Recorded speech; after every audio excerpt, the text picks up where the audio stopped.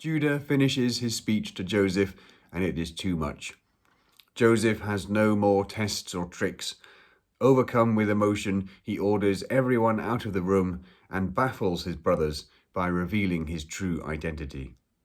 At first, his brothers are unable to speak because they are so frightened of him. This extremely powerful figure will have haunted their minds for some time, and they would have, each of them, been nervously waiting for the time when they would have to return to Egypt to deal with him again. His uncanny knowledge of their ages and weird obsession with their youngest brother, together with his supernatural abilities, would have piled up their anxieties.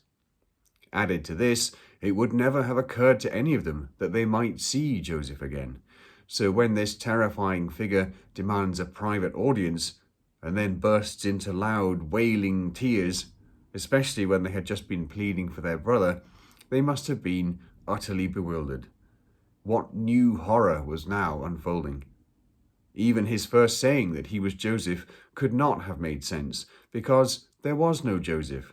It wasn't as though he was lost and they were searching for him. He was long dead. Joseph summons them closer.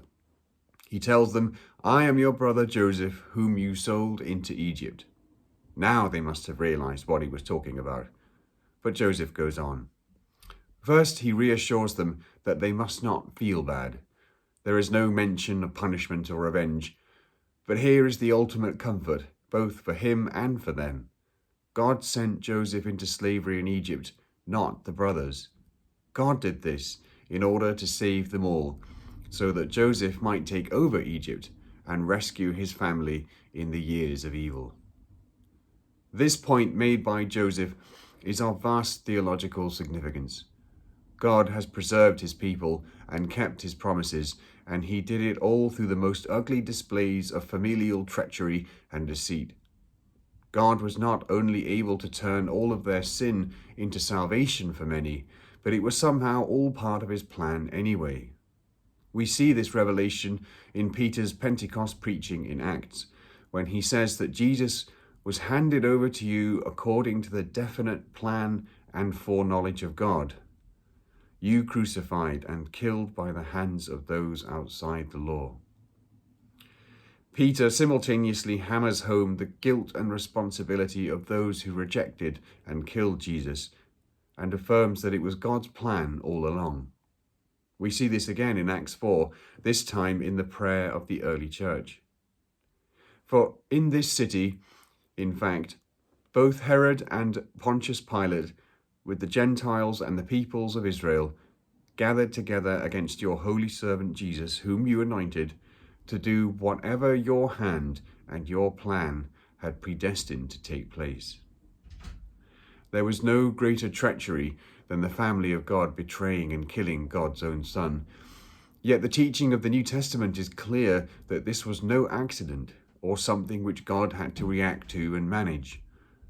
It could only have happened precisely because God had foreordained it, because it was written in the Scriptures. In Genesis, the brothers tried to destroy the Son, but God planned it for their salvation. In the ultimate way, the brothers of Jesus tried to destroy him, and indeed managed actually to do so. But it was God's plan for salvation. Genesis teaches us that God is a God of promises, a God of reversals and sovereignty. Nothing surprises him, nothing wrong foots him. Sin can be overcome, barrenness can be made fertile, one can be made into millions. A boy in a well in Canaan can rule the world. The one who was rejected saved them all. Back in Canaan, Jacob is told about Joseph. He must also have struggled to comprehend what he was being told, but all the wagons and camels and gifts must have convinced him his sons were telling the truth, whatever sense it may or may not have made. His gloomy predictions about his death are now turned to excitement. I must see Joseph before I die. Jacob and an entire family set off southwards, and he offers sacrifices at Beersheba. Here God appears to him again and reassures him that his trip to Egypt will be blessed.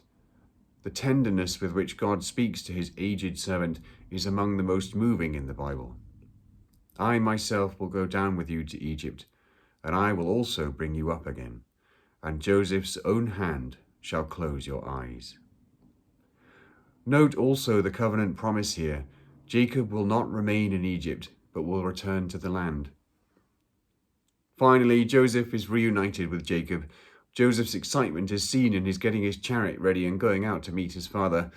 You might think that Joseph hopped on a chariot and went out by himself, but the wording presented himself in fact suggests something of much greater impact. It is used elsewhere of God presenting himself to humans.